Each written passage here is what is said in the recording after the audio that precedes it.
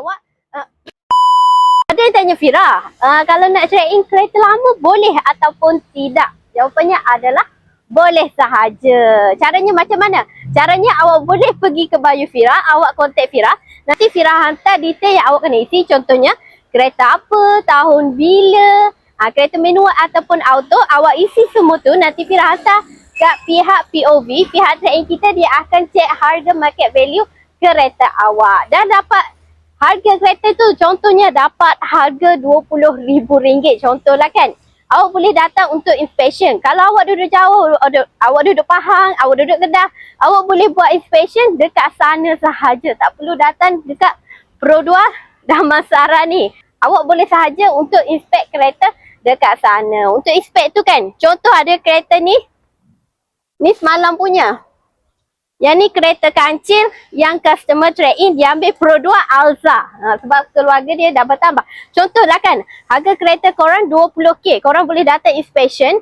Dah buat inspection tu, pihak POV akan cek secara luaran dan dalaman untuk kereta tu. Sama ada harga kereta tu boleh naik ataupun turun lagi. Macam mana harga kereta tu boleh naik?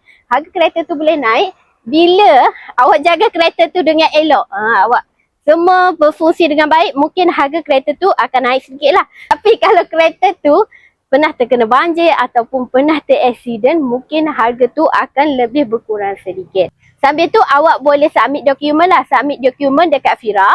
Awak nak beli kereta apa? Contohnya awak nak trade in kancil, awak nak ambil Pro 2 Alza. Awak boleh submit dokumen dengan Fira. Nak letak berapa dokumen, boleh bagi tahu Fira. Lepas tu kita dah submit, loan awak dah lulus, awak boleh terus masuk booking. Bayaran untuk booking adalah RM100 sahaja. Tidak lebih dan tidak kurang. Dan masuk booking tu, awak boleh pergi sign agreement dengan bank yang berdekatan. Jangan risau. Kalau awak duduk jauh dengan kita, awak boleh sign agreement dekat sana. Contohnya awak duduk Sabah sekalipun, Sarawak sekalipun, awak boleh sign agreement dekat sana. Dah tak perlu datang dekat dengan kita. Awak boleh sign je dekat sana. Mudah kan?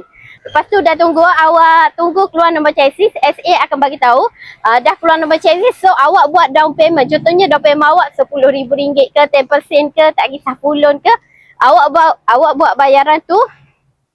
Dan mungkin dalam masa 2-3 hari kereta awak dah sampai dan awak boleh ambil kereta. Contohnya SA bagi tahu awak, esok dah boleh ambil kereta ni.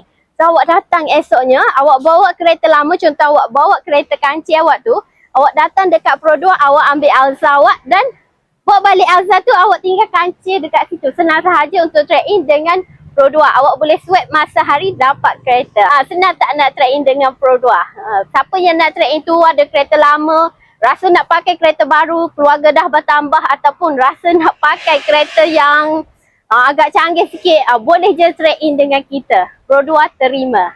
Okay.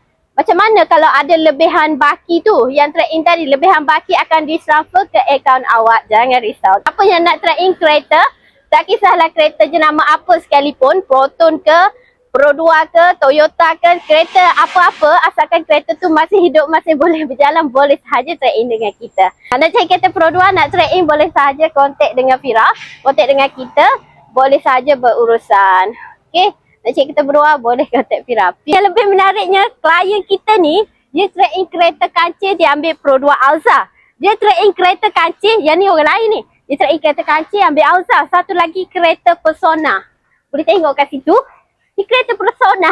Kereta Persona ni pun, dia trade in ambil kereta Alza. Semuanya dia ambil kereta Alza Evan korang. Kalau korang nak trade in kereta tu masih hidup, masih boleh berjalan, dapat harga kereta ni, korang boleh trade in kereta lama. Jangan risau. Kereta apa pun kita ambil. Okay.